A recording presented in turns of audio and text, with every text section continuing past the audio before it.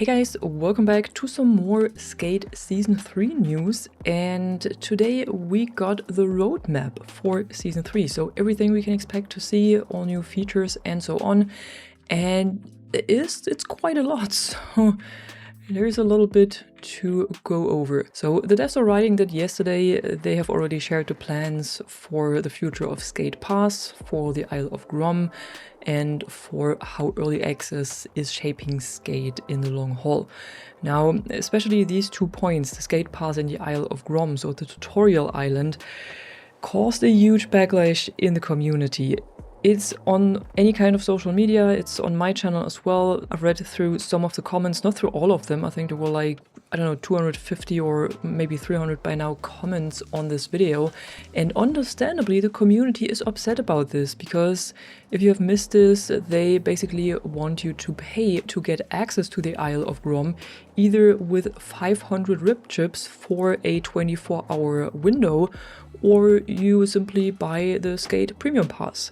And I can remember that at the beginning, like in one of the first boardroom episodes, they said that there will be no area of the map behind a paywall and that they will value the player's time. And it feels like all of this was thrown overboard with this decision, because you either have to grind for it, and I did the math today, so I checked how many rip chips you get for challenges, how many you get for tasks, and how much you would have to grind to get 500 rip chips. And you can basically get around 750 rip chips when you do all of the challenges that are being set back every day. And in addition to this, you can, I think, get around 600, 650 through the daily tasks. Now you might say, well, I have 50,000 of those rip chips in my account anyways, and that's not much of a problem if you have to grind for it. But at some point, I guarantee it will start to feel like work. So you get off work in the evening, you want to play a video game, and then you have to work again just to get access to a part of the map. And that's the whole point, and it's the point that a lot of people in the community are making as well.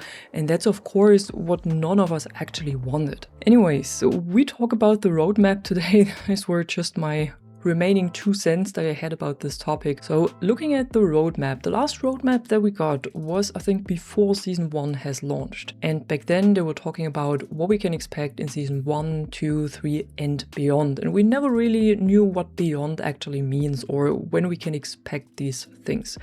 What they want to focus on in general in the future is that staying focused on performance and stability of the game, sharing roadmaps and updates more often, straight from the development team, which means they basically want to improve the communication with the community. They want to be clearer on what is logged, what's in development, and what is on their radar, and they want to drop content throughout the seasons and not just all at the start. Now you might be wondering, what does in development mean and what does in radar mean? And they also go a bit more into this in this development update.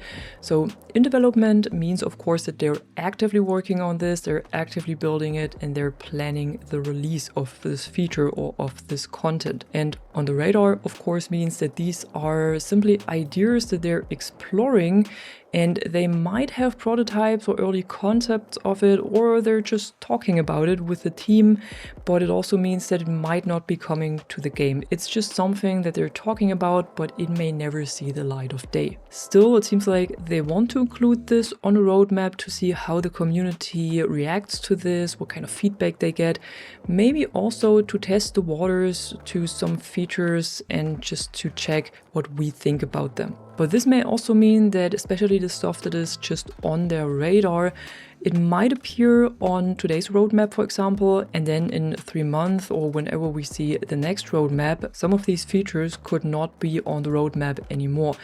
They have an example here that is the open world collection. I can remember this because I never really knew what that was actually supposed to be.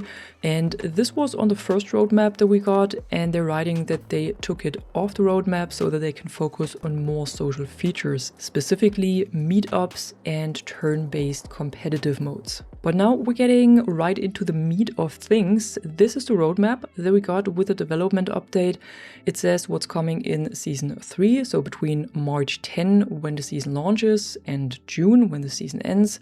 Then looking forward, so features that are in development and things that are on the radar, which, what I said before, are features that they are discussing right now, but that may never see the light of day. So coming to Skate in Season 3 is the Isle of Grom. We talked about this in yesterday's video, and this is what we can expect to see. The Isle of Grom will return and we will get access to it. We can expect dark slides and dark catches, which had been on the most wanted list, and they want to bring them back in a big way. That's what they're writing, and that means that we will be able to do any flip trick into a dark slide or a dark catch. What we will see as well are updated bonelesses, which is a strange word. These bonelesses will be improved, have improved responsiveness, reliability, and behavior, no matter if you perform them from the ground or in transition. We will also see a new game mode that is called Speed Lines, which is similar to line challenges but focuses on moving as fast as possible, just like the name suggests. We will get tattoos as a new customization slot for your character, but it seems like it will not be part of your base character customization, so like your hair color for example, but instead it will be a cosmetic item like clothes or gestures, because they're also writing that some of these tattoos will be free while others can be purchased with Sandman Box, so they're definitely coming to the store. What we will get as well are cosmetic loadouts, which means that they're making it easier to switch up our outfits, and we start with 3 loadout slots, which means we can quickly change our style, the complete character, the deck setup, and so on. We will see branded items in the Skate Pass, which is something they talked about yesterday as well. So as an example, Adidas, Vans, and Thrasher are coming in the Season 3 Skate Pass. There will be more brand partners in general coming to the game, but probably most of them will be coming to the store. We will get more replay editor effects, which means we will get exposure, color temperature, color saturation, barrel distortion, vignette, where we can also select the opacity, size, and sharpness, as well as more volume control. So your skater's audio can be controlled, other skaters' audio, or the world ambience audio. We will get a store version 2.0, which is also something they mentioned in yesterday's development update already, which means we will get a catalog with over 200 character items, board items, and so on, and these will always be available. So they're not just coming to the store for a week or 2 weeks and then they will be removed and maybe they will be back at the store in a month or 6 months. Instead, these items will be available all the time, which is supposed to reduce the fear of missing out, I guess.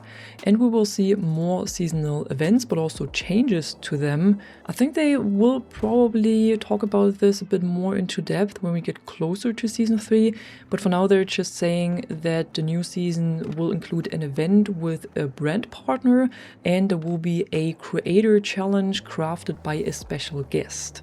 Now, looking forward, so the things that are in development, there will be a new social game mode that is called Meetups, which is a lightly competitive activity where everyone on the server can jump in for a chaotic drop-in social fun. There will be turn-based competitive modes like spot battles and skate. Okay, finally they will give us games of skate. There will be a matchmaking system, which means you can quickly find people to play with instead of spamming the party up emote. There will be a new world area, which they describe as a new playable indoor area that is in the works. They will add unlockable board wear and tear, so you can build up wear and tear on your boards while skating, but we will be able to turn this on or off. And they will be adding finger flips, so another additional gameplay trick from previous games as well.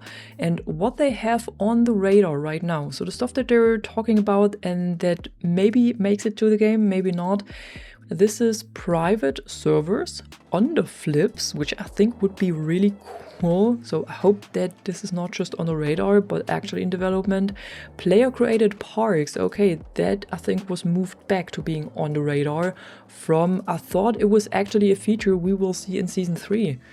Leaderboards as well, proximity chat, legacy skate 1, 2, 3 spots. So skate 1, 2, 3 spots might be coming. to the new Skate game as well. More legacy game modes and more board shapes. I really like to see this, but I also hope that this is actually coming to the game, because I think that this is definitely something that this game is missing. Like, there is not just one shape of board in real life, but we only have one shape of board in this game, which is a bit sad.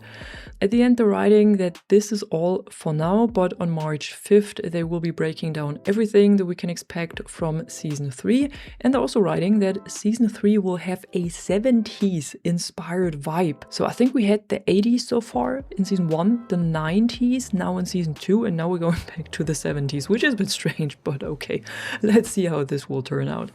But yeah, that was it for today. Actually, I gotta be honest, after yesterday's announcement and after yesterday's development update about this Skate Pass Plus and the basically, well, virtual paywall for the Isle of Grom, I did expect a few more disappointments today, but when looking at the roadmap, it doesn't look too bad. Of course, it always looks great on paper, but we have to wait and see how it actually plays, how it feels, if it is something that will keep you coming back to the game or not, or if it will get boring after a while. But yeah, that was it for today.